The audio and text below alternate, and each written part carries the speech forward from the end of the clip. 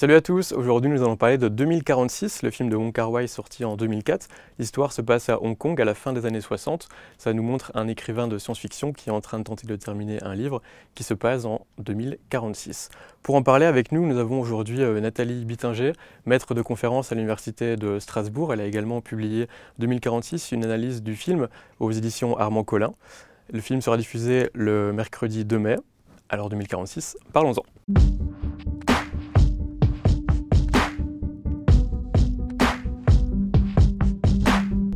Bonjour Nathalie Bittinger. Bonjour. Merci d'avoir accepté notre invitation. Merci à vous. Alors parler de 2046 impose de resituer ce film dans l'œuvre de Wong Kar-wai. Nous avions déjà diffusé l'an dernier, en mai également, le film In the Mood for Love. On a choisi 2046 puisque pour nous ça faisait écho en quelque sorte à In the Mood for Love, dans le sens où on retrouve encore plutôt Monsieur Cho dans ce film. Ça faisait une sorte d'écho pour nous. Est-ce qu'on peut plutôt le voir comme une suite? Comment vous percevez ce film 2046? Alors, c'est pas exactement une suite, c'est plutôt une variation, comme le dit Wong Kar-wai. Plusieurs choses. D'abord, c'est In the Mood for Love qui lui fait acquérir une telle reconnaissance internationale et également en France, parce que les spectateurs avaient été extrêmement séduits par la poésie de cette valse amoureuse, cette absence d'histoire d'amour concrète qui advient bien plus dans le hors-champ. Il y avait une mélancolie, une poésie folle. Et du coup, comme on savait que Wong Kar-wai avait partiellement tourné en même temps un film à venir qui s'appellerait 2046, où il y aurait sûrement Tony Leung et peut-être Maggie Cheung. Finalement, elle n'apparaît que 3 fois dans 2046, mais on savait qu'il y aurait peut-être quelque chose qui suivrait. Mais Wong Kar-wai dément que ce soit une suite, il dit que c'est une variation parce que Monsieur Cho revient dans 2046 à la fois même et autre. Il n'incarne pas exactement le même personnage. Dans In the Mood for Love, il est marié, extrêmement timide, réservé. Chacun de ses gestes est retenu dans les cadres de la bienséance et tout passe par les regards. Dans 2046, on le retrouve seul, célibataire, coureur de jupons, qui multiplie les conquêtes amoureuses et qui ne souhaite surtout pas s'engager. En revanche, il y a 3 images souvenirs de Madame Chan qui rappellent le poids du passé pour ce personnage, à savoir son grand amour perdu qu'il a bien du mal à oublier. Et 2046, donc outre le titre du film, ça fait référence à plusieurs choses, c'est cité plein de fois dans le film. Au niveau du roman, c'est également le numéro d'une chambre. Comment vous l'interprétez, ce chiffre? Alors moi, ce qui m'avait marqué en tant que spectateur, c'est après la vision de 2046, c'est que ce nombre, avec 2047, revient à peu près une trentaine de fois, avec plein de significations différentes. Donc déjà, 2046, c'est la chambre magique d'In the Mood for Love où Monsieur Cho et Madame Chan se retrouvaient en secret pour écrire un roman de sabre à 4 mains. Une scène d'amour physique avait été tournée entre eux dans In the Mood for Love, mais finalement Wong Kar-wai ne l'avait pas insérée, mais cette scène d'amour avait lieu dans la chambre 2046. Donc d'abord, dans la mémoire, 2046, c'est la chambre du grand amour perdu. Et dans le film 2046, ce nombre revient donc plein de fois. D'abord, Monsieur Cho par hasard, il arrive dans un hôtel où il souhaite se loger et il retombe sur une chambre 2046. Comme ça fait écho dans sa mémoire, il veut absolument l'occuper. Finalement, elle n'est pas libre et du coup, il se décale dans la 2047. Ensuite, 2046, c'est le titre du roman de science-fiction que Monsieur Cho, qui est écrivain, est en train de rédiger. C'est de la science-fiction porno, nous dit-il. Et ensuite, il y aura un deuxième roman qui s'appelle 2047. Tiens, pourquoi? Et enfin, ça c'est la première séquence du film que vous allez voir. Les premières images se passent dans un mystérieux univers de science-fiction. À 2046, la ville s'appelle 2046, et en 2046. Alors du coup, si on met tout ça bout à bout, vous avez une excrudescence de 2046-47. Alors, comme le film est par ailleurs un puzzle avec plein d'énigmes, de retournements, de différés, on se dit, tiens, mais pourquoi cette fascination pour 2046-2047? Et en faisant quelques recherches, je découvre qu'en fait, Hong Kong a été plus de 100 ans une colonie britannique, qui n'avait cette île que pour une centaine d'années. Dans le traité, la Grande-Bretagne pouvait occuper Hong Kong pendant une centaine d'années, et la rétrocession de Hong Kong à la Chine avait toujours été prévue en 1997. Et là, comme Hong Kong est une place économique qui brasse des millions, Pour ne pas déstabiliser les investisseurs, la Chine continentale avait dit pendant 50 ans, on ne touchera pas aux lois de Hong Kong, ça sera une région administrative spéciale. Et 50 ans, c'est 2046-2047.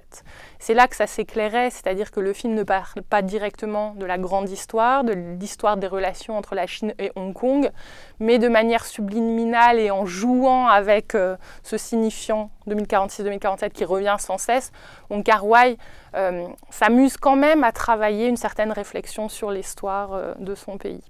Et donc, pour résumer, 2046, c'est la conjonction entre l'éros malheureux, l'histoire d'amour malheureuse avec Madame Chan qui hante sa mémoire, l'écriture, l'art et l'histoire. C'est ça qui m'intéressait, les trois aspects. Et un autre aspect important, c'est, vous l'avez évoqué, cette sensation de film puzzle. Ça passe également par la temporalité qui est très complexe dans ce film. Dans votre livre, vous parlez de temporalité éclatée. On est parfois dans le passé, ensuite dans le futur ou dans les souvenirs du personnage. Est-ce que vous pouvez nous parler un peu justement de cette temporalité dans le film? Oui, alors on a toujours dit, et c'est vrai, que Wong Kar-wai était un grand cinéaste du temps, de la mélancolie. Il y a toujours des histoires d'amour impossibles et des personnages qui sont dans le regret de l'histoire d'amour passée. Et donc le passé empiète sur le présent. C'est un premier aspect des choses. Ensuite, il y a en arrière-fond une réflexion sur le Hong Kong des années 60. Wong Kar-wai, il est né en Chine continentale et il la quitte avec sa mère pour se réfugier à Hong Kong à cause des événements historiques. Il ne parle pas le cantonais, la langue de Hong Kong, et du coup il se réfugie au cinéma. Et tout ça se passe dans les années 60. Alors il dit que cette époque, qu'il évoque dans plusieurs de ses films, dans Nos années sauvages, dans In the Mood for Love, dans 2046, les années 60 pour lui c'est une sorte de parenthèse enchantée, duquel il est nostalgique, mais du coup dans ses films il s'attache à le recréer de manière idéalisée. Donc le Hong Kong des années 60, recréé dans le film, il est passé à travers la mémoire du cinéaste lui-même et idéalisé. Et enfin, il y a encore une autre strate temporelle, c'est le roman de science-fiction. Alors je dis que c'est un film à la structure éclatée parce qu'il y a l'histoire de Monsieur Cho dans le Hong Kong des années 60, mais comme il est romancier, il y a aussi imbriqué l'histoire de son personnage dans le roman qu'il écrit, qui se passe à et en 2046. Son personnage est japonais, il s'appelle Tak, et il est coincé dans un train qui sillonne cette ville du futur, où l'on dit que rien ne change jamais et que l'on pourrait retrouver ses souvenirs perdus. Donc il y a encore une strate temporelle, mais elle est censée appartenir à un roman qui est d'emblée mis en image. Et ce qui est intéressant, c'est que le film débute par ces images de science-fiction. Donc on pourrait se dire « Ah, Wong Kar-wai a fait un film de science-fiction ». Mais on apprend seulement au bout de moitié ou deux tiers du film qu'en réalité, il s'agit de la transposition visuelle de ce qui est raconté dans le roman. Et cet univers de science-fiction, on est donc projeté dans le futur, il a un goût très anachronique, très rétro-futur, un peu à la Blade Runner, c'est-à-dire que ce qu'il imagine, c'est des trains qui sillonnent, c'est pas du tout une modernité ultra-technologique, c'est un côté un peu passé. Donc on voit bien qu'il brouille sans arrêt les temps et que la logique cyclique du temps en Chine imprime la structure de 2046. Alors, vous avez déjà abordé pas mal de choses pour permettre de lire peut-être ce film plus facilement. Question qui peut être un peu difficile, je le conçois. Peut-être en une ou deux phrases, pourquoi est-ce qu'il faut aller voir ou revoir 2046? Alors, parce que le cinéma hongkongais et Wong Kar-wai lui-même ont été formidablement importants dans le renouveau du cinéma mondial dans les années 2000. Également parce qu'il y a une splendide mise en scène, à la fois la recréation des années 60, mais aussi de subtiles instabilités de l'image. Il y a des jeux sur les brouillages, les formes, les couleurs. On a dit que Wong Kar-wai est maniériste. En tout cas, il est formaliste et c'est splendide.